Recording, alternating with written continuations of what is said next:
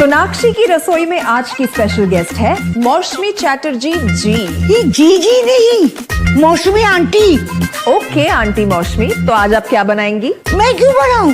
मैं तो गेस्ट हूँ, आप बनाओ हम खाएंगे। एक्टिंग में तो हिट हो, अब खाना बनाओ सुपर हिट। ठाट से बनाऊंगी खाना, है ना द बेस्ट एवरीडे मसाला। आओ बनाते हैं मसालेदार छोले। छोले हर रोज के करी में एवरीडे मसाले, शाही बिरयानी में स्वाद का जायका। পটল পোস্ত আর সর্ষে ইলিশ ভাপা।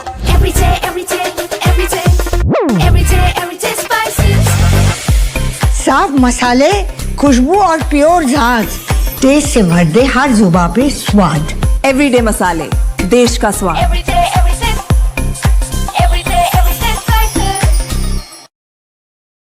नमस्कार दोस्तों, अजय श्रोमणी गुरु में आपका स्वागत है। मैं हूं आपकी होस्ट लावण्या।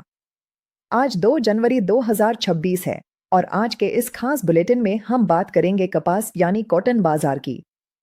भारत से लेकर अंतर्राष्ट्रीय बाजारों तक कपास के समीकरण बदल रहे हैं।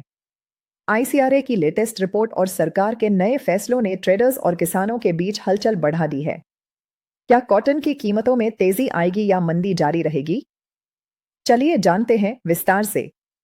सबसे पहले बात करते हैं इकरा यानी आईसीआरए की ताजा रिपोर्ट की। रिपोर्ट के मुताबिक भारत दुनिया में कपास के रकबे एकरेज के मामले में सबसे आगे तो है, लेकिन बुवाई का क्षेत्र लगातार कम हो रहा है।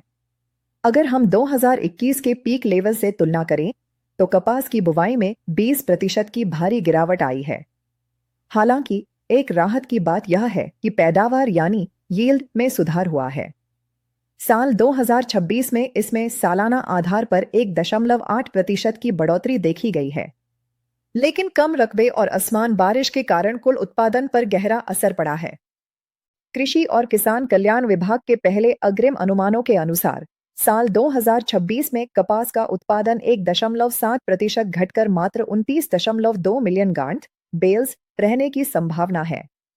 दोस्तों, यह पिछले 10 सालों का सबसे निचला स्तर है। कम उत्पादन के चलते अब भारत की आयात पर निर्भरता बढ़ गई है। वित्त वर्ष 2026 के पहले 5 महीनों में ही कपास का आयात 85% बढ़कर 1.5 मिलियन गांठ तक पहुंच गया है। अब हमारी कुल मांग का 10% से ज्यादा हिस्सा आयात से पूरा हो रहा है। अब बात एक बड़ी खबर की। भारत सरकार ने जो ड्यूटी फ्री इंपोर्ट यानी शुल्क मुक्त आयात की छूट दी थी, उसकी समय सीमा 31 दिसंबर 2025 को समाप्त हो गई है। 1 जनवरी 2026 से आयातित कपास पर फिर से 11% का आयात शुल्क इंपोर्ट ड्यूटी लागू हो गया है। इसका सीधा असर कीमतों पर दिख रहा है। नवंबर 2024 से कपास की कीमतें एमएसपी यानी न्यूनतम समर्थन मूल्य से नीचे चल रही थी।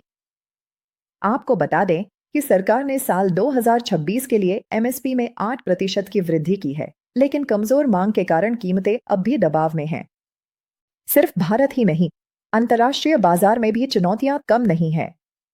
अमेरिका द्वारा भारतीय कपड़ों के निर्यात पर लगाए गए टैरिफ के कारण हमारे टेक्सटाइल सेक्टर की खपत प्रभावित हो सकती है।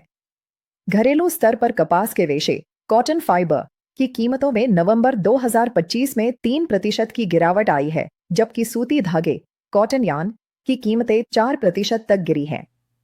आईसीआरए के एक सैंपल सर्वे के मुताबिक बड़ी टेक्सटाइल कंपनियों के राजस्व में इस साल 4 से 6% की गिरावट आने की आशंका है। ग्लोबल मार्केट की बात करें तो आइस कॉटन फ्यूचर्स इस समय करीब 64 सेंट्स के आसपास ट्रेड कर रही हैं। तो दोस्तों, कुल मिलाकर कपास बाजार इस समय